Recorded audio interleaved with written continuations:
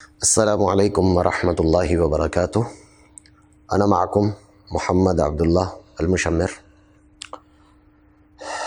اليوم درسنا الدرس الحادی عشر۔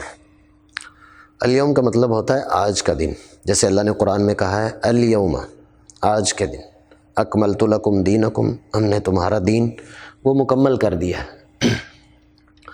تو آج کے دن میں ہم اعضاء الانسان پڑھیں گے، جس کو آپ باڈی پارٹس بھی کہتے ہیں۔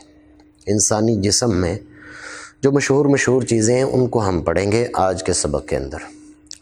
عربی زبان ہمارے لیے سیکھنا اس لیے بھی آسان ہے کیونکہ بہت سارے ایسے الفاظ جو عربی سے نکال کر اردو میں مستعمل ہیں، اردو میں استعمال کیے جاتے ہیں، تو ان الفاظ کو چونکہ ہم معنی کے اعتبار سے اردو میں جانتے ہیں اور وہی الفاظ عربی کے اندر بھی استعمال ہوتے ہیں۔ جیسے یہ لفظ اعضاء ہے، ہم اردو میں بھی کہتے ہیں کہ انسان کے اعضاء، یا آپ کہہ سکتے ہیں اعضاء کی پیوند کاری، یا آپ عمومی طور پر لکھی ہوئی چیزیں ملتی ہیں آپ کو۔ ضروری ہے، استعمال ہے، اہم ہے، یہ کام بہت اہم ہے، یہ سارے الفاظ عربی کے ہیں، تو اس لیے یہ کافی حد تک آسان ہے۔ یہ جو ہے یہ الفاظ، ان کے معنی میں آپ کو بتا دیتا ہوں، اس کے یاد کرنے کا طریقہ کار وہ میں آپ سے سبق کے بعد ذکر کرتا ہوں۔ رأسن، یہاں سے شروع ہوں گے۔ رأسن سر کو کہتے ہیں، شعرن بالوں کو کہتے ہیں۔ رأس اس کی جمع قرآن میں رؤوس استعمال ہوئی ہے، شعر بھی احادیث مبارکہ میں استعمال ہوا، اذن احادیث مبارکہ میں استعمال ہوا، وجہ کی جمع وجوہ استعمال ہوئی ہے، یا ایھا الذین آمنوا اذا قمتم الی الصلاۃ فاغسلوا وجوہکم، کہ تم اپنے چہروں کو دھو۔ تو یہ انتہائی اہم الفاظ ہیں۔ وجہ چہرہ، انف ناک، عین آنکھ۔ اللہ نے قرآن میں کہا ہے الم نجعل لہ عینین، الم نجعل لہ عینین، کیا ہم نے ان کے لیے دو آنکھیں نہیں بنائیں؟ شفتن، اور اسی طرح آگے ولسانا و شفتین سورۃ البلد کے اندر، تو شفتن ہونٹ کو کہتے ہیں۔ لحیتن داڑھی، داڑھی جو ہوتی ہے اس کو لحیتن عربی زبان میں کہا جاتا ہے۔ وہ حدیث پاک میں جس میں فرمایا گیا کہ اغفر اللحیٰ واعفو الشوارب۔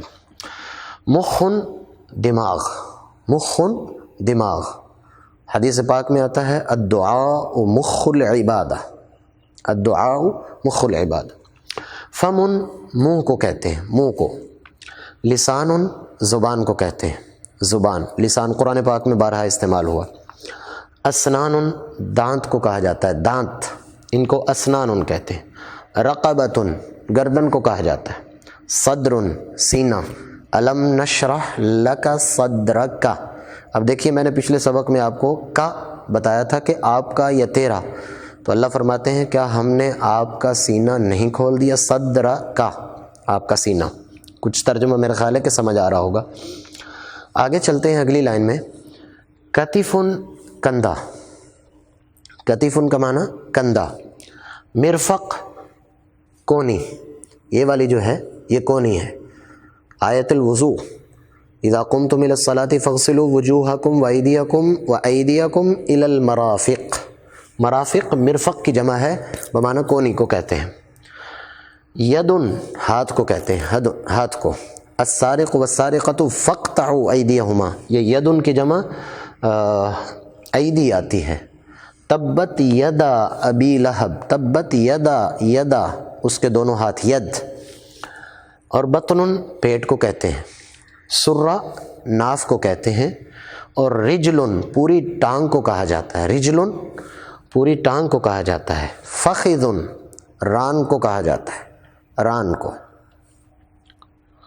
حدیث پاک میں مجھے ایک حدیث پاک یاد آ گئی، آپ صلی اللہ علیہ وسلم نے بڑی ایک زبردست خوشخبری مسلمانوں کو یا ایک عام مومن کو دی ہے۔ من یضمن لی ما بین لحییہ وما بین فخذیہ، فخذ جو بندہ دو رانوں کے درمیان شرمگاہ کی مجھے ضمانت دیتا ہے، اضمن لہ الجنہ، میں اس کو جنت کی ضمانت دیتا ہوں۔